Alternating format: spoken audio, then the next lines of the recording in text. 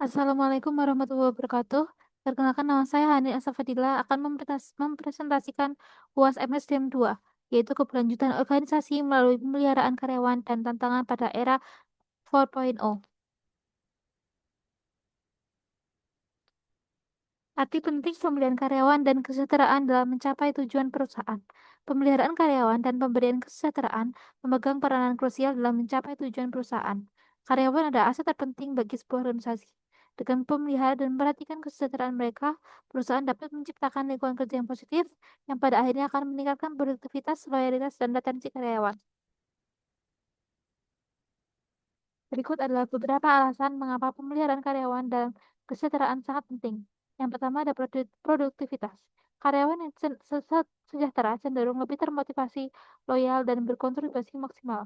Kedua, meningkatkan loyalitas dan retensi. Karyawan yang merasa diperhatikan lebih mungkin bertahan di perusahaan.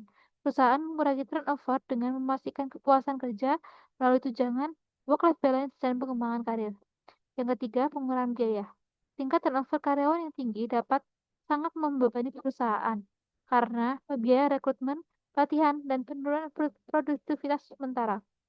Dengan pemeliharaan karyawan yang efektif, perusahaan dapat mengurangi biaya-biaya ini secara signifikan. Yang keempat, employer branding. Perusahaan dengan reputasi baik dalam kesejahteraan karyawan lebih mudah menarik talenta terbaik. Alasan lainnya yaitu kesejahteraan mental dan fisik. Program kesejahteraan komprehensif termasuk dukungan kesehatan mental, program kebugaran, tunjangan lainnya dapat mem- me- membantu karyawan menjaga kesehatan fisik dan mental mereka. Karyawan yang sehat cenderung lebih energik, fokus, dan resilient. Kemudian ada stabilitas organisasi. Karyawan yang dihargai akan mendukung budaya kolaboratif dan inovasi, mempercepat pencapaian tujuan dan perusahaan. Contohnya, perusahaan seperti Google menyediakan fasilitas kesejahteraan seperti makanan gratis, pusat kebugaran, hingga layanan kesehatan mental. Hal ini berkontribusi terhadap produktivitas dan inovasi karyawan. Maksud dan tujuan ketiga.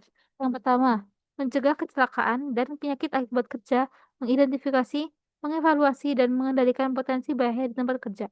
Kedua, melindungi hak-hak pekerja, menjamin lingkungan kerja yang aman dan sehat sesuai dengan peraturan yang berlaku. Ketiga, meningkatkan produktivitas dan efisiensi, mengurangi absensi, meningkatkan fokus dan motivasi kerja karyawan. Yang keempat, menciptakan budaya kerja yang positif, menunjukkan kepedulian perusahaan terhadap karyawan dan membangun kepercayaan. Yang kelima, memenuhi persyaratan hukum dan standar internasional, menghindari sanksi hukum serta meningkatkan reputasi dan kredibilitas perusahaan.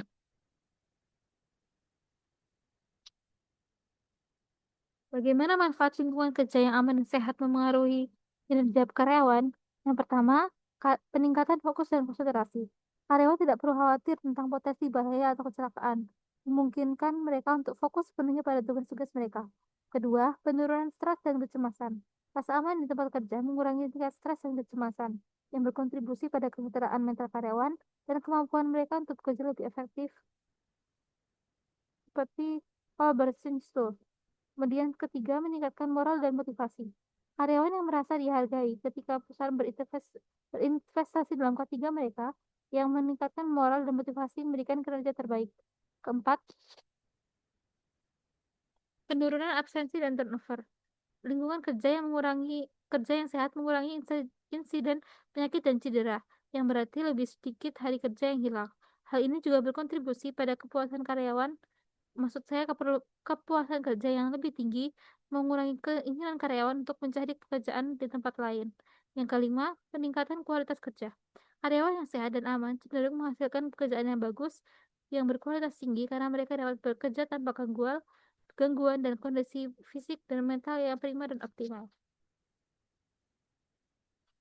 Kemudian ada jenis-jenis gangguan terhadap keselamatan kerja dan kesehatan kerja dan strategi mitigasinya.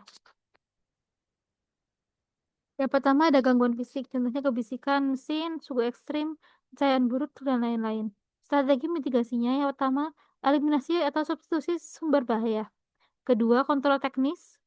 Ketiga, kontrol administratif. Dan yang keempat, alat pelindung diri atau APD.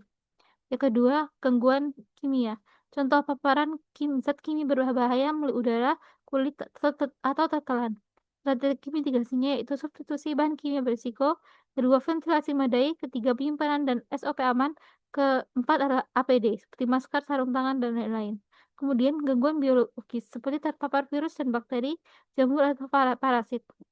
Strategi mitigasinya menjaga sanitasi dan higiene, vaksinasi pekerja berisiko, pengelolaan limbah biologis, dan APD.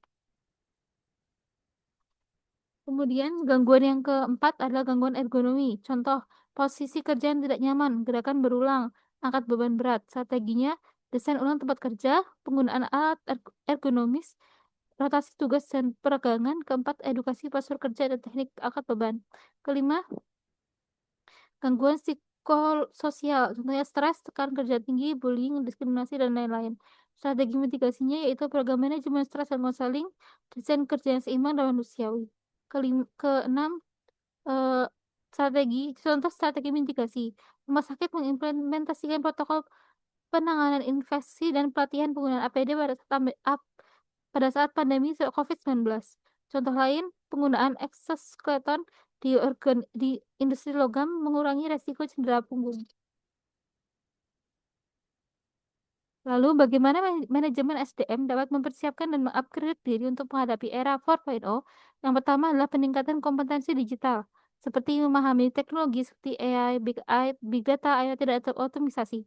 Kedua, mengadopsi pendekatan berbasis data. Yang kedua adalah fokus pada employee experience. Contohnya adalah personalisasi proses kerja dan karir, dua penggunaan teknologi digital dan yang ramah pengguna.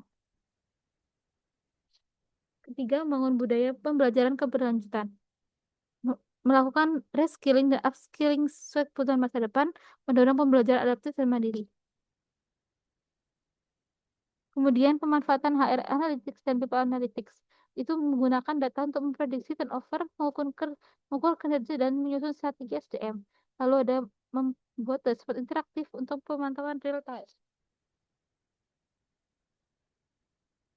Yang kelima, mengelola perubahan dan budaya organisasi. MSDM sebagai agen perubahan yang mendorong budaya kerja lincah atau agile, fleksibel, dan kolaboratif. Fokus pada keterampilan abad ke-21, mendorong kreativitas, pemikiran kritis, memecahkan masalah kompleks, dan kecerdasan emosional. Contoh konsep implementasi MSDM 4.0. Contohnya adalah Gojek. Itu menggunakan sistem analitik untuk menilai kinerja mitra driver dan memberikan pelatihan berbasis aplikasi. Kedua, Telkom Indonesia menerapkan digital talent program untuk mengembangkan talenta internal menjadi SDM unggul di bidang digital. Dan yang ketiga adalah Unilever mengadopsi AI dalam proses perekrutmen dan untuk menyaring kandidat melalui analisis video interview. Sekian dari saya. Wassalamualaikum warahmatullahi wabarakatuh.